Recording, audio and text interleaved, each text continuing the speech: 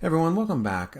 Today I wanted to take a look at mythology and stories of creation as we think about representing the divine. We talked about last time the ideas of beauty and how beauty is designed to create emotions. And I just wanted to, just to pick up where we left off. There's a big difference between something being pretty and something being beautiful, right? Something that is pretty is going to be something maybe that's pleasing, but something that's beautiful might be something a little bit deeper, right? And that might not necessarily always produce some type of positive feelings within us, at least initially.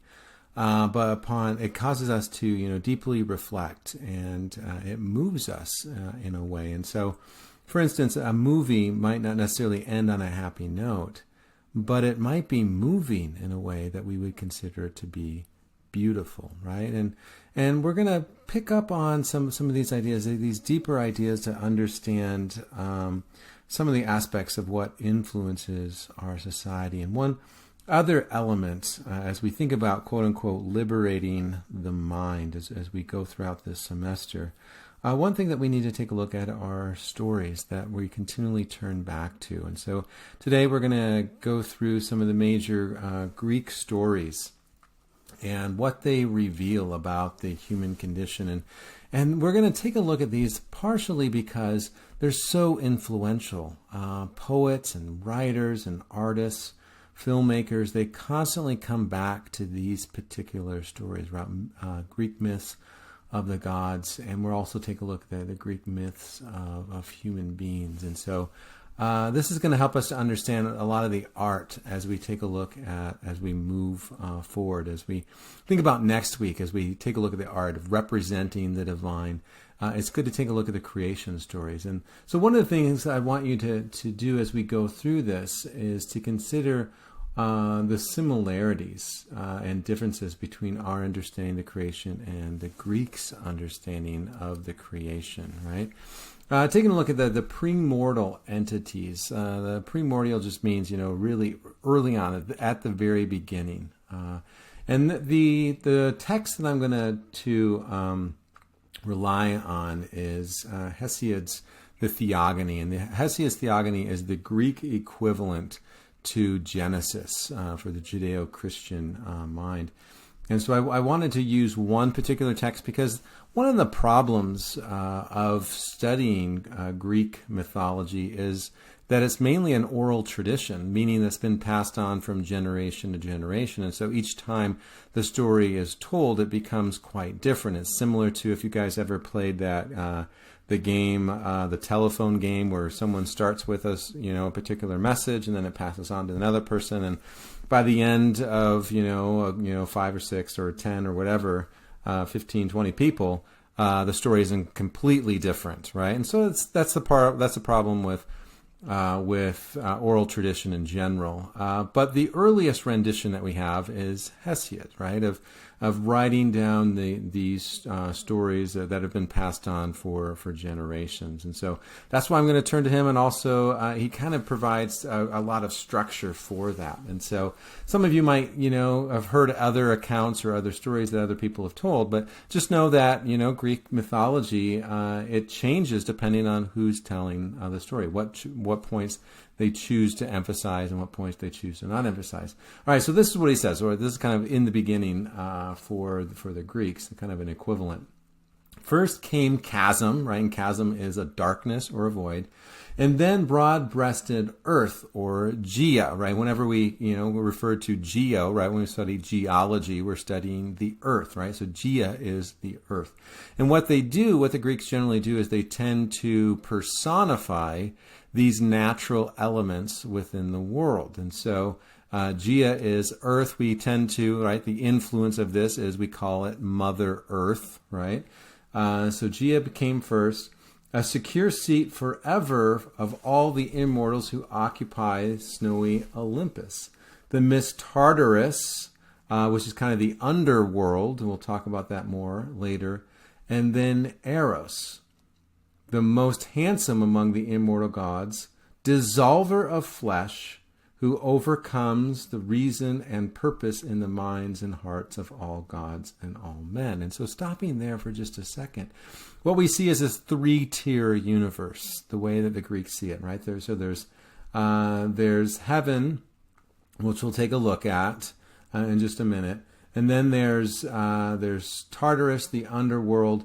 And then there's this other element that's out there known as Eros. And I want you to think about why that is, right? Why is Eros, or love, going to be one of the driving forces within their view of creation? What does that say about the Greek mind? That is right next to the underworld and humanity, right? And so think about this, right? So thinking about, Gaia, Tartarus, and Eros, these three primordial entities that came from a chasm or a void. What you have to have, right? Think about this within a human mind. You have to have a place where we live, right? So that makes sense. Gaia. Tartarus is going to be the underworld where we go when we die. So we need a place to go, right? As we tell the story of the human condition. They all know about death. They all know about life, right? So they need a place for life. They need a place for death. But then they put Eros in there. And that's kind of a different mindset, right? So their view of love is different from what we think today, right? So think about the similarities and differences of how they viewed things versus how we view things. They describe Eros as handsome, but a dissolver of flesh. So think about that. What else do we think of that dissolves flesh? Acid, right? So we think about it as something that kind of, deteriorates our physical kind of armor. And so that's how they saw love, as something that can overcome the physical body, right? And it says it overcomes the reason and purpose in the minds and hearts of all gods and all men. And so it's this emotional component that everyone has that overcomes reason, right? So think about that. Why do you think that they saw this as a fundamental core of the human condition? And part of it is this desire for procreation, right? That there's this innate desire in all organisms in order to recreate, right? And so they're suggesting that that's a fundamental element within the human condition. So they see that as part of the necessary components, right? If you didn't have that, then you wouldn't have, the next generation and whatnot. But also it's interesting that he says that it overcomes, all men and all gods, right? And so even the gods in their minds are susceptible to this, right? It's a power unlike any other that's going to be one of the principal driving forces of humanity, right? So that's an interesting way to think about that. And then he continues on. Again, the quote is at the bottom, and I'm just kind of outlining some of the main ideas that come from this. Out of chasm came Erebus, or darkness, and dark night, right? So another chasm brings out, Gaia, and then Gaia, comes, we're going to talk about her offspring. But then the other part of this chasm comes Erebus, night, this darkness and night. And from night came, in turn, came bright air and day, whom she bore and shared intimacy with Erebus. Earth bore first one equal to herself, starry heaven. So this is that three-tier universe. We have the heavens, the earth, and then the underworld. So that he should cover her all about, to be a secure seat over the blessed gods. And so kind of an interesting mindset. So what we see here, first of all, is kind of two forces. We see on one side Gaia, and generally, not always, generally everything that comes from that side or that realm is going to be good. And everything that we see from this other side, right, that comes from Erebus, is going to be all the problems, right? So interestingly, this is all that comes from night, right? Doom, fate, right? So this idea that destiny or what controls our actions, and they see that generally as a negative force. Death, the Furies are they're entities that seek blood for blood. And so if you go out and kill someone, the Furies are going to go out and continue to push and push for, that eye for an eye kind of mindset. So in some sense, it's a kind of a barbaric justice. Deceit, toil, resentment, intimacy. It's interesting that they throw that in there, but then we have to think about how they view eros, right? This dissolver of flesh. Old age, strife, starvation, slaughter, disaster, disorder, and oath, right? The idea that we're giving up our free will and entering into some contractual agreement. And they see that as an inherently negative force. But this is all the negativity that humanity faces. And so, in a sense, they're suggesting that there's this idea of good and evil. Why is there problems in the world, right? Well, because of these other forces. And so they see it as this kind of a way of explaining why the world is the way it is. And they, in some ways, they're suggesting that these entities control human behavior to an extent, right? That there are these other forces out there that can direct or manipulate or in some ways, persuade humanity to act a certain way. And so why do some people act poorly? Well, because of these dark forces that are out there. But what's interesting also to me, just before we move on here, is this idea of who was the first kind of entity on the left side? It was Gia. But what's interesting about this is that she is not going to be the ruler of heaven. And that's going to take us to the next slide. I want you to think about why that is, right? First, from all those that were born of Gia and Uranus were the most fearsome children, and their own father loathed them from the beginning. All right, so stopping there, what we have is Gia and her son/husband. I don't know how they necessarily work that out, but so Gia is kind of an asexual being. She's able to reproduce, and then once she reproduces Uranus, then they get married and have some offspring. But the question is, why is it that Uranus is the one that's in control? Why is he the king, quote unquote, of heaven when he actually came from someone else? And so in some ways, this is the Greeks' explanation of why we live in a patriarchal world. Why is it that men are predominantly or historically in charge, and why do women historically play a subservient role? And so we see some inherent biases that are being represented within Hesiod's theogony. And then what we also see is, I want you to question, why does he hate his children, right? In some way, right, what is it about them that he hates, right? That they're the most fearsome children and their own father loathed them from the beginning, right? Why would a father hate his children? Right? That's an unnatural tendency. So what is it about them? As soon as each of them was born, he hid them all away inside a cavern of Gia. And so thinking about, Gia is earth, he hides them all back in earth, right?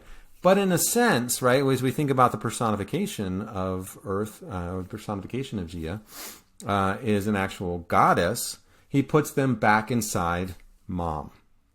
And so then we have to think about, well, how's mom going to feel about that, right?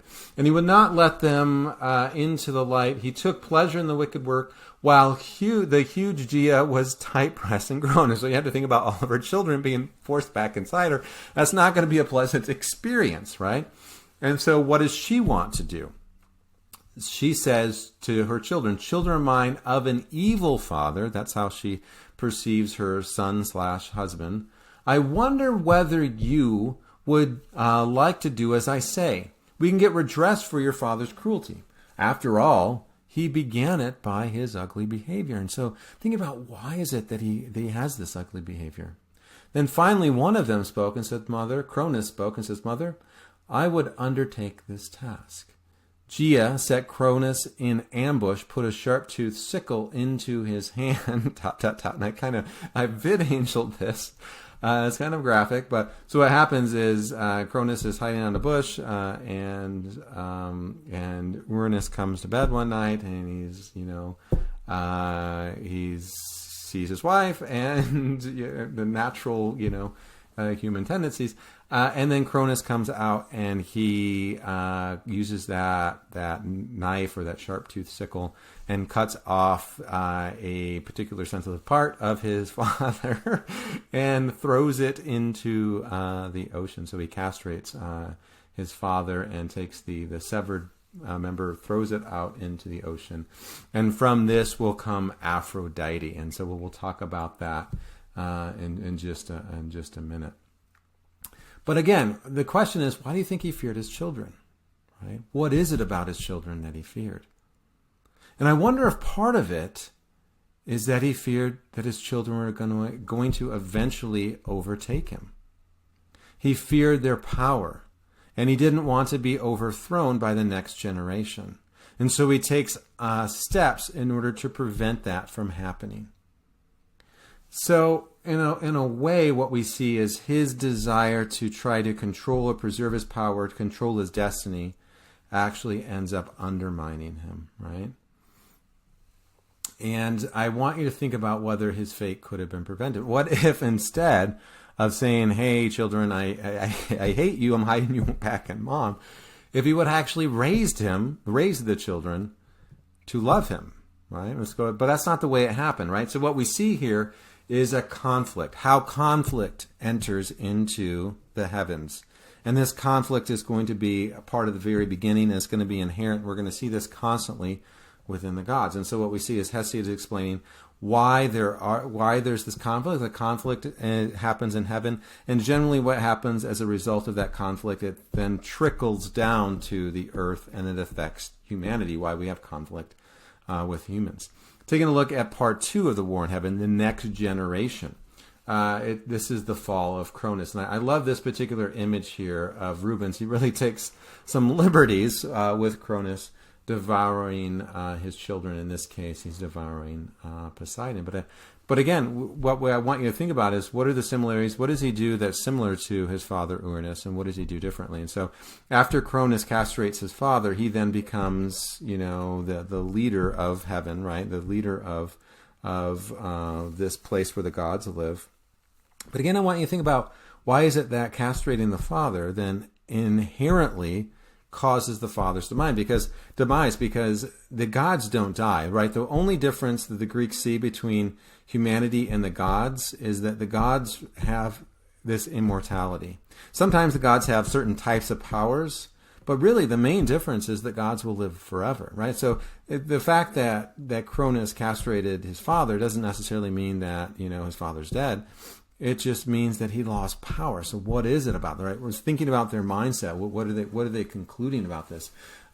Getting back to the War in Heaven part 2, Cronus learned from his mother Gaia and his father Uranus that it was fated for him to be defeated by his own child, right? So again, we see some repetition, right? So the next generation falls into some of the same traps. And so again, the question is this idea of fate. And it's very different from how the Judeo-Christians view this idea of fate, because we don't necessarily think that, God is fated to do something. We generally think about the idea of free will. But here we have something that's controlling the gods. And the gods are going to try to control it, and Cronus is going to try to control his fate. Humans try to control their fate, the gods try to control their fate, and generally within Greek mythology that doesn't end up well. So he kept no blind man's watch on his children, but observed and swallowed his children. Rhea, his wife, and his sister suffered terrible grief. And so what does he do similar to his father? What does he do different? Well, he learns from his father that it's not good to put them back inside mom. But this time, so he swallows them whole. Generally, it's considered whole. I mean, Rubens takes some liberties with that. We could see the flesh peeling from the rib cage, which is kind of grotesque and gruesome. But he's getting into the spirit of the violence behind this act. But what the trap that he falls into that's similar to his father is the fear of losing power, and the attempt to control your own fate, right? So what happens next, right? Continuing on with the story, this is about Zeus's rise to power. Zeus is the son of Cronus, right? So he's going to do something to act against his father, much like Cronus acted against his. But when Rhea was about to give birth to Zeus, father of the gods and men, Then she begged her dear parents, Earth and starry heaven, or Gaia and Uranus, depending on what kind of translation you want to use, to devise a plan so that they could bear her children in secrecy. She wrapped up a large stone in baby cloth and delivered it to Cronus. And so Cronus thinks he's swallowing his son, and he's really swallowing the stone. And what happens later is that Zeus is then raised to adulthood, and then he comes back and with some of Cronus's siblings and takes over heaven. And at this point, Zeus doesn't relinquish his power because he learned something. We'll take a look at what he learns as a result. But again, some critical thinking questions. What does he try to do differently to avoid the same fate as a father? And how does he fall into the same trap of his father? But then the other question that I really like about Greek mythology is the question, this next question: do you think that his fate could have been avoided? Could you think that he could have done something differently? And the Greeks never necessarily answer that. They generally tend to suggest that people fall into their own fate, but they generally fall into their own fate by trying to avoid their fate. And so it's kind of interesting. In some ways, maybe they couldn't have avoided their fate with the notion of fate being something that's uncontrollable.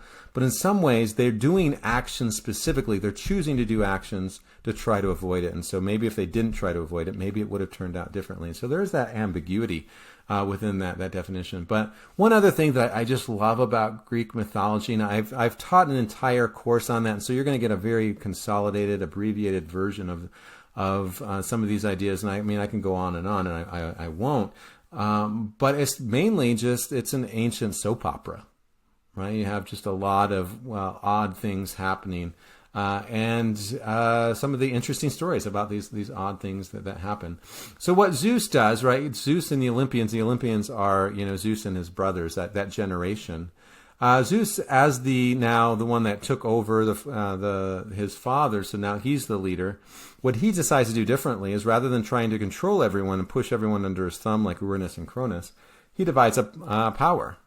So he goes to his two other brothers, his two other main brothers, and he draws straws. Right, the largest straw goes to the ruler of the heavens. The shortest straw goes to the ruler over the dead. And so Hades gets the short end of the stick, and then Poseidon gets another major power, the ruler of the seas. And if you take a look on a map of where Greece is, they are on a very rocky. They're a series of thousands of islands, and they are very rocky. Very hard to get a lot of agriculture in them.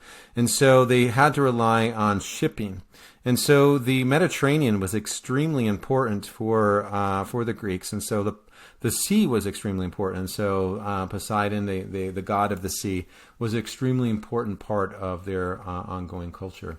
I want to take a look at a couple of attempts to overthrow Zeus's power and what he does as a result. And so these are similar to the effect of what we see with Uranus being overthrown by Cronus, and then Zeus overthrowing his father Cronus.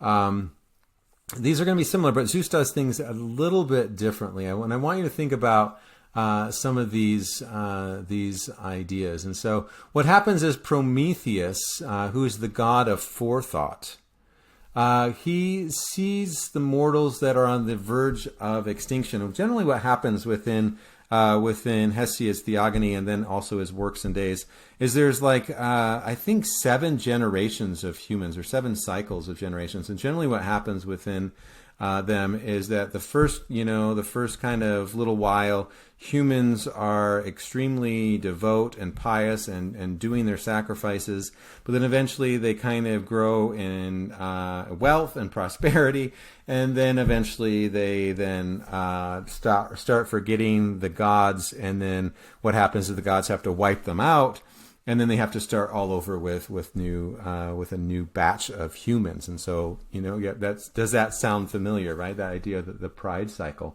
And so what happens around, I think it's the 7th generation, Prometheus says, this is kind of a bad cycle that we're getting into. Maybe we need to do something differently. And so as Zeus is taking a look at the 7th generation, he's about ready to wipe them out. And Prometheus decides to intervene. And so Zeus causes a famine to come upon the land. and humans are on the verge of extinction, and Prometheus goes down and gives them fire. And with fire comes the idea of knowledge and science. And so they're no longer as reliant upon the gods. They can start thinking for themselves. And so fire is kind of a metaphor for knowledge, kind of like the tree of life in the Judeo-Christian with Adam and Eve understanding. Similar to that, it gives them the ability to act for themselves, and so they can start to reason and think for themselves. And in some ways, that's a direct. Zeus sees that it's a direct affront, that they're no longer going to need them, or they're going to need the gods less. And so he sees that as a threat to his power, because now the humans are going to kind of forget the gods, and the gods never want that to happen. And then he does this other thing. Zeus is upset with this, and he says, okay, they need to offer sacrifice so they'll remember me. And so what Prometheus does is he takes some of the good meat from a calf and disguises it with entrails, and then he takes some of the bad meat, the fat and whatnot, and disguises it to make it look really good. And says, okay, Zeus, they should offer sacrifice to you. Which portion of the calf should they give to you? And Zeus takes a look at them, the disgusting entrails meat, or the other one that Prometheus disguises to look good, and he says, I want the one that looks good, right? And so so he accepts that, and then Zeus has to accept the fat that goes with it. And so they take it off, and Zeus sees that he's actually accepting the fat for a sacrifice rather than the good meat. And so Prometheus gives humanity the good meat, while then they can then sacrifice the fat for the gods. And so again, it's one way that Prometheus is, quote unquote, trying to help humanity. As a punishment, what happens is Prometheus is tied to a rock, and an eagle, which is a symbol of Zeus, will eat his liver during the day. And what happens, because gods are immortal, right? It'll grow back during the night, and then the eagle will come during the day and eat it again. So the cycle repeats itself. And then number 2, this is where the quote comes from at the bottom. They want to make sure that this offering that Prometheus gave to humans is perceived as a problem. They don't want Zeus doesn't want humans to start sacrificing to Prometheus. So he wants them to know that whatever good gifts Prometheus gave to them is actually a bad thing, right? And so he gives them women. So, interesting. There's some parallels to the traditional understanding of Eve and how Eve brings about sin. But here's what it says. Here's Hesiod, and here's how he describes this situation. And Zeus gave a second bane to set against a blessing for the man who, to avoid marriage and the trouble women cause, choose not to wed, arrives at grim old age, lacking anyone to look after him. So if you just, say, I'm not going to deal with the headache that women cause. I'm not saying this, by the way. I'm not saying this. This is coming from Hesiod. Then they're going to arrive at old age with no one to look after them, and they'll be essentially alone. Then again, the man who does partake in marriage and gets a good wife, who is sound and sensible, spends his life with bad competing constantly against good. And so even if you do get, quote unquote, a good woman, whatever that is, you're constantly going to never going to be satisfied, right? While the man who gets the awful kind, and again, that's open for interpretation. I'll let you guys fill in what that means. Lives with an unrelenting pain in heart and spirit, and is an ill without a cure. And so he gives women in order to plague them, so that they don't think of Prometheus as a good guy, right? So that's an interesting kind of thought, an interesting view. Again, it's pushing towards that patriarchal mindset of why men are in control and women are not, right? So again, it's a justification. Stories that justify the way things are. As we think about this, a thought to kind of back up and to consider would be, is Prometheus a villain or a hero? And in some ways, he's trying to save humanity. He's, gives us fire. He gives us, the good meat for the sacrifice. However, as the God of forethought, he would have known all of this. right? He would have known what Zeus is going to do. He's going to know that Zeus is going to punish humanity.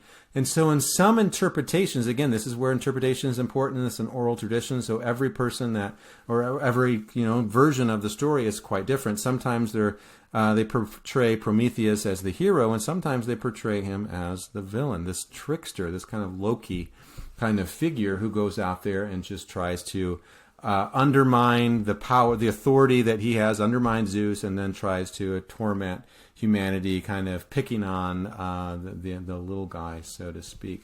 But again, just to kind of give you the sense, the other part of the story is that Prometheus is eventually freed from this, the rock and the eagle eating his liver, because what happens is there is a plot against Zeus with his wife Hera and his daughter Athena. And Prometheus, who can see this, right, knowing what's going to happen, goes to Zeus, or tells Zeus, or has a messenger go to Zeus and say, "Hey, I know something that might be of interest to you." And so Zeus goes and talks with Prometheus, and he says, "If you free me, I'll tell you how this coup is going to happen." And so, in order for Zeus to I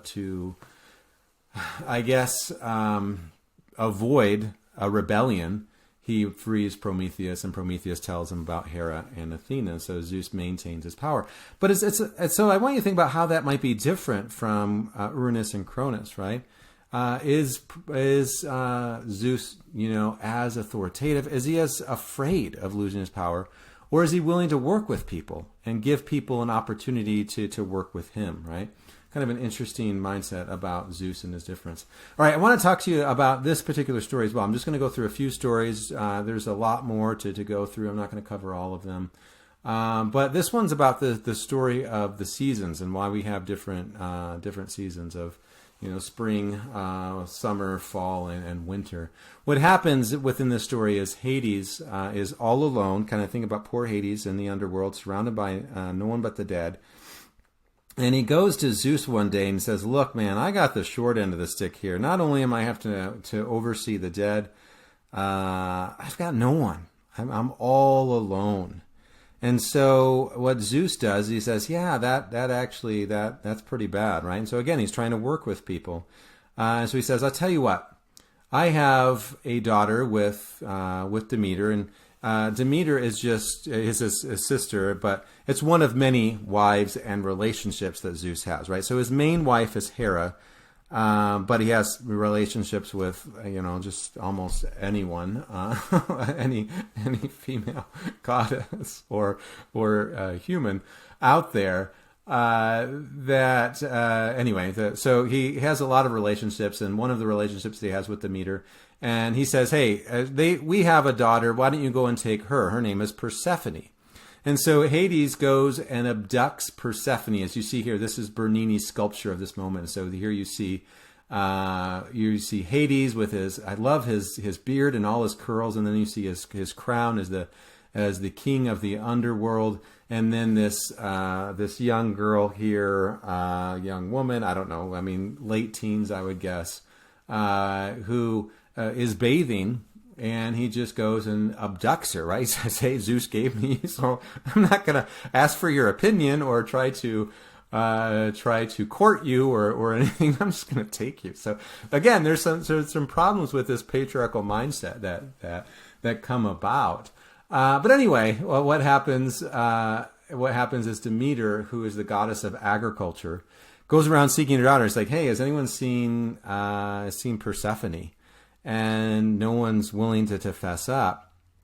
And so she's really distraught, losing her daughter, not knowing where she went. And so what she does, she goes to Earth, and she disguises herself. And often what we see within the Greek myths is they often when they come to Earth, they disguise themselves as mortals to try to quote unquote fit in. But what's interesting about this is they generally get really upset if humans don't see past their disguises. So part of it is they disguise themselves to fit in, but then if the human ever questions them or slights them in any way, then all of a sudden they throw off their disguise and say, "How dare you?" And they're all offended by not being able to see through the disguise. Anyway, kind of an interesting side note. But she goes to Earth in disguise, and she stumbles upon this king and queen who are nice to her. They take her in and they offer her to be the nursemaid of their son. And what happens is Demeter, who's has this maternal love and instinct and wants to take after and care for a child, she falls in love. I mean, she falls in motherly love with this child, and so she wants to offer this child a gift. And really, again, as I mentioned, the main difference between gods and mortals is this immortality. And so the gift that she can give this child is immortality. And so she goes and she's in the middle of the night and she dips this child, or she starts to dip this child into what is, quote, the eternal flame. And if you're bathed in this eternal flame, then you're immortal. But the mother wakes up in the middle of the night and sees her nursemaid dipping this child, her child, into a fire. And so she freaks out, right, as any mother would, and says, I am angry with you. How dare you? What are you doing? Get out of my house. And, thinking that her child's being killed. And Demeter, throws off her disguise, reveals herself to be a goddess, and says, all you, human beings are so lowly. How dare you defy a god the way you did? And how dare you speak to me that way? And so she becomes really angry with all of humanity, and she causes a plague that threatens to destroy all human beings, right? And so, again, humans are at the verge of destruction once again due to a famine. Again, I mean, a lot of the Greek stories are to explain natural phenomenon, why things happen. Why does famine happen? Why do diseases, as we think about plagues this year, why do plagues come about, right? So they're finding ways to explain that. And generally, in some way, it reverts back to some god. And so Zeus sees humanity on the brink of extinction. And he's like, okay, what's going on? We can't go through this again. We're not going to recreate humans. We have too much invested in this. And so what's going on? Why are they on the brink of extinction? And someone goes to him and says, well, it's Demeter. She's caused a plague. And he says, well, bring her to me. And so he brings Demeter to him. And he's like, hey, what's up? Why are you so angry with humans? And she says, well, they defied me. But what? He's like, well, what's really bothering you? He's like, well, what's really bothering me is that I don't have my daughter anymore. Did you know what happened to her? And Zeus is like, oh, yeah. By the way, I gave her away to Hades.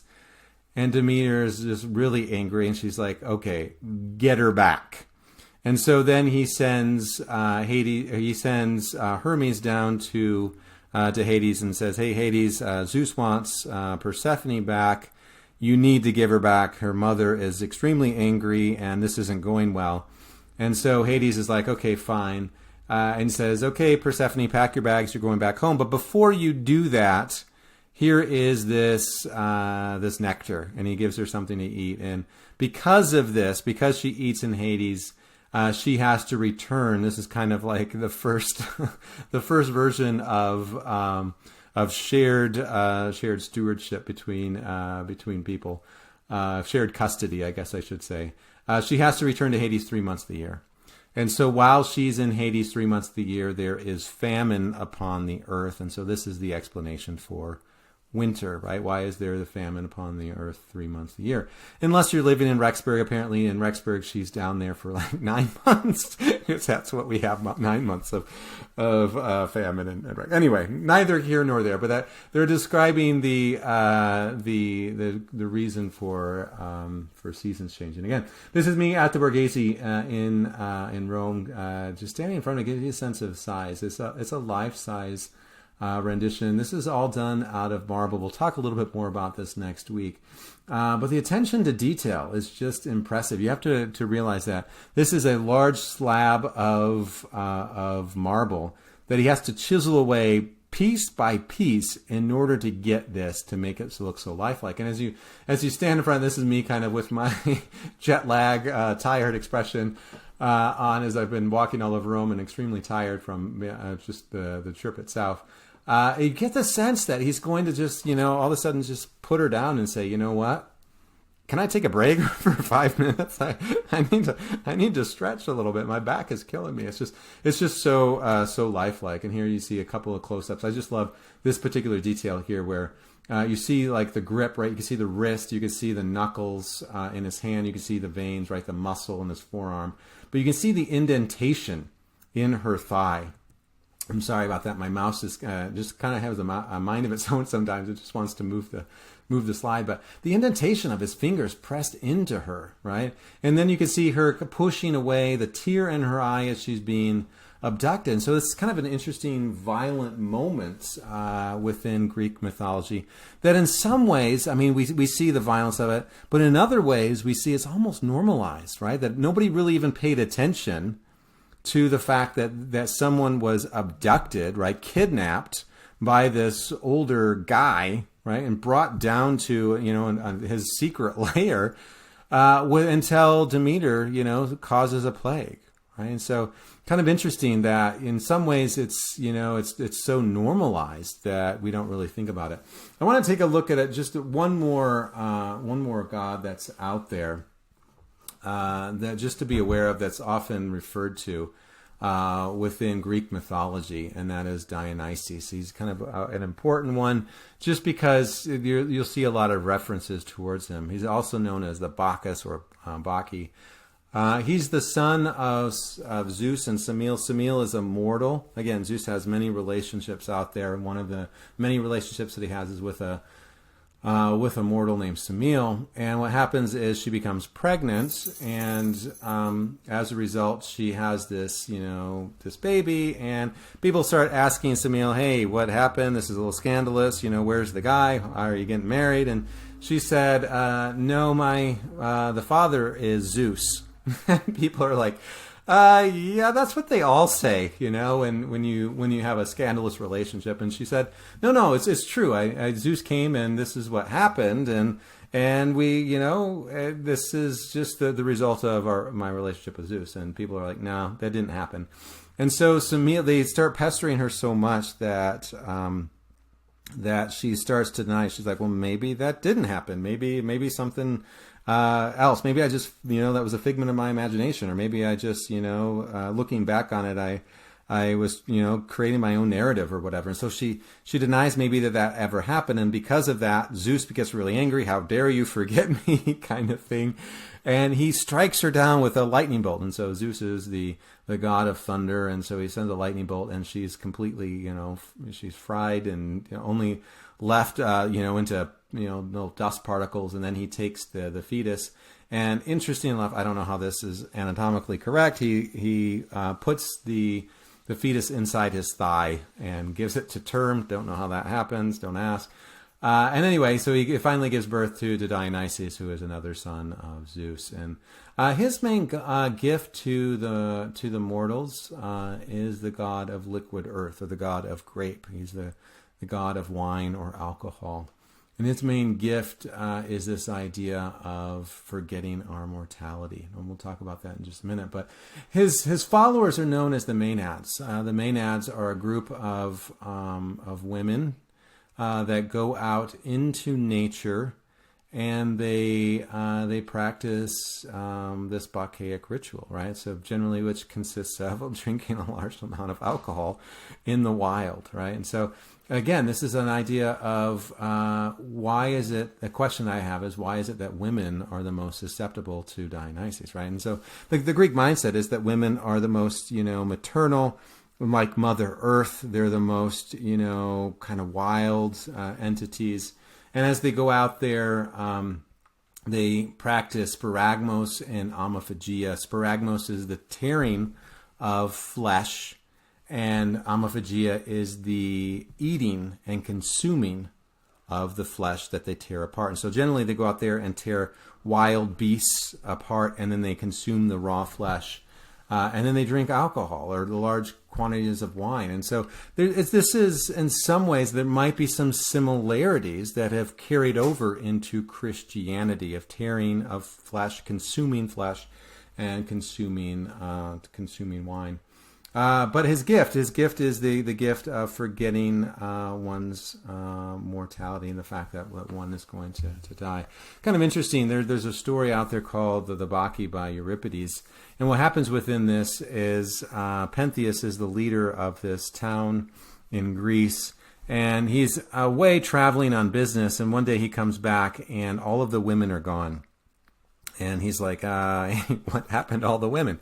And his advisors say, hey, yeah, this god came in named Dionysus, and he took them all out in the wilderness, and they're out doing some wild things. They're out there drinking alcohol. They're having this kegger out in the middle of the forest, and they're tearing beasts apart. It's really kind of wacky what they're doing. And Pentheus is this kind of, the mindset of order, right? He wants to reinstate order. And so he says, go gather up this false god. And so he doesn't necessarily, he believes that Dionysus is just a poser as a god, right? So that would be the ideal thing in Greece, is to go and pretend you're God, and everyone thinks that you're God, and so they do whatever you want. And so that happened quite a bit. And so they believe that he was just a poser. And so they say, Dionysus, they round him up and they bring him to trial.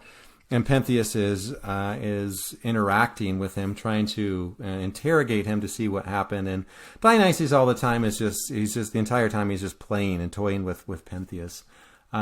Because as a god, he can do whatever he wants, right? And so it's not as though this mortal is going to cause him too much problems. But mainly what the gods do with humanity is just they're a break from boredom. And so Pentheus is interrogating him and going to, right, in his mind, execute this false god. And then Dionysus starts kind of piquing his curiosity. And so Dionysus says to Pentheus, don't you wonder what they're doing out there? Don't you wonder what women do when men aren't around? Don't you wonder what this is like? And so he starts, piquing this interest. And Pentheus starts saying, yeah, I kind of do wonder what women do when men aren't around. But what is it what are women truly like? And so he's like, okay, well, I'll take you out there and I'll show you, right? I'll give you a tour. And so Pentheus is like, okay, well, I can do this. So I can, delay your execution for a moment. And so they go out, and as they're going out to the wild, Dionysus says, well, wait a minute. You can't go out dressed like that. You can't go out dressed like a man. You got to dress like a woman, right? You got to fit in. You got to go in disguise. And so Pentheus is like, yeah, I guess that makes sense. And so he dresses in a dress and gets, he's wearing this wig, and he goes out there into the wilderness, and he starts seeing these maenads out there. And Dionysus is like, get closer, get closer. And he just sees how wild and ferocious they're acting, and he's just kind of entranced with it, and gets closer and closer.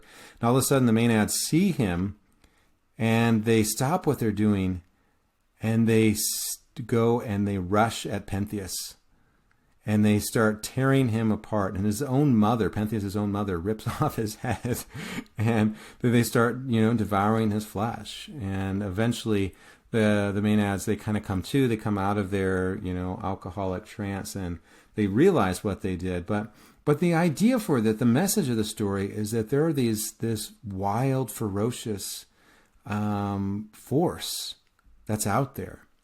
The wild, ferocious force is either, pushed by Dionysus as a god, or it's also something that women might have. And so there is this kind of element that women do have a certain type of power, and a power that's going to be difficult to control. And so in some ways we see a lot of, patriarchal mindsets within Greek mythology, but also there's a tremendous amount of interest or hesitation about the power that women have. And perhaps it shows a fear of women that we see.